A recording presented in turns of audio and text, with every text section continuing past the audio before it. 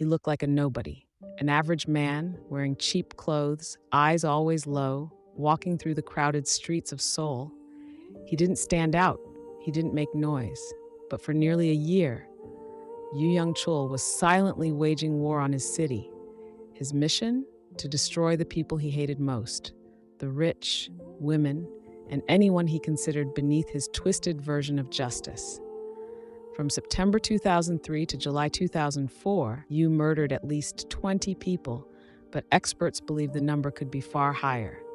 He was careful, precise, and deeply disturbed. This is the story of a man who became one of South Korea's most feared serial killers. A man who claimed to be cleansing society. A man who killed with his hands, burned the evidence, and in his own words, tasted death. Yoo Young-chul was born in 1970 into poverty. His early life was filled with rejection, bullying, and instability. His parents divorced when he was young, and he bounced between family members, never truly belonging. He wasn't popular. He wasn't talented. He was angry. As a teenager, he began stealing. By his 20s, he had already been arrested more than a dozen times for theft, assault, and later for rape. Every time he was released, he became colder, more bitter, more convinced that the world had wronged him. In 2000, he was sentenced to prison for sexually assaulting a 15-year-old girl. While behind bars, something changed. He stopped blaming himself and started blaming the world, the rich, women, people who lived better lives than him. And when he was released in 2003, he came out with a mission: to make them suffer. His first known victims were wealthy elderly people. He would watch them carefully, study their routines. Then, late at night, you would slip into their luxury apartments, dressed in a suit to blend in. He carried a hammer, nothing fancy, just a simple, brutal tool. And with terrifying calmness, he would beat them to death in their own homes. Some he bludgeoned in their sleep. Others he attacked face to face. No signs of robbery, no fingerprints. He cleaned up after himself, like it was routine. Between September 2003 and March 2004, at least 9 elderly people were found dead in their apartments. At first, no one suspected a serial killer. The murders looked random until investigators realized they all lived in wealthier districts of Seoul. But Yoo already had his next plan. He knew the police were catching on. So he changed his target, and what came next would horrify the entire nation. In April 2004, Yoo began targeting sex workers.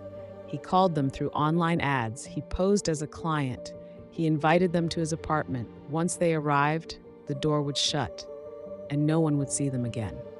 Inside that apartment, Yoo turned into something else. He bound his victims. He beat them. He dismembered their bodies in his bathroom. And then, in a confession that would shake the country, he told police, "I cooked some of their flesh. I wanted to taste what it was like to kill." He later claimed he ate parts of his victims' livers and organs, not for hunger, but for power. He believed by consuming them, he was taking their strength. After dismembering the bodies, he burned them using a makeshift incinerator, then scattered the ashes in remote forested areas outside Seoul. He did this again and again, each time more confident, more efficient, more inhuman. He kept souvenirs, clothes, jewelry, even a few bones. He was proud of what he'd done. Yoo didn't see himself as a killer. He believed he was doing society a favor.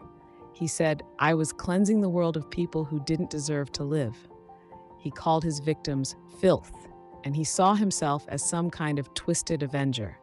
He studied serial killers online, watched crime shows, read about Ted Bundy, Andre Chikatilo, and Jeffrey Dahmer.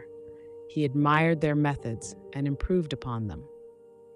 Police believe he created a kill schedule, specific days, specific times. He turned murder into a routine. It all fell apart on July 15, 2004.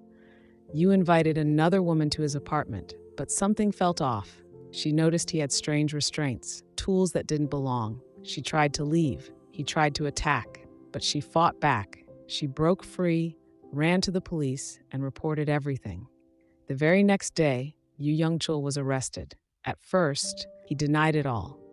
Then he smiled and confessed. He gave names, locations. He even drew maps to where he left the remains.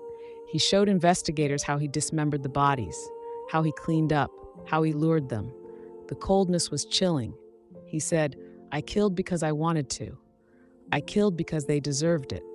In court, he was a spectacle, sometimes calm, sometimes violent. At one point, he even attacked a prosecutor in the courtroom. He showed no remorse. He smiled as victims' families cried. He told the judge, "I regret only that I couldn't kill more." In December 2004, he was sentenced to death, and to this day, he remains on death row. South Korea hasn't executed anyone since 1997, so Yoo sits, in silence, waiting. Today, Yoo Young-chul is remembered as one of the darkest figures in Korean criminal history. His crimes changed the way the country viewed serial killers.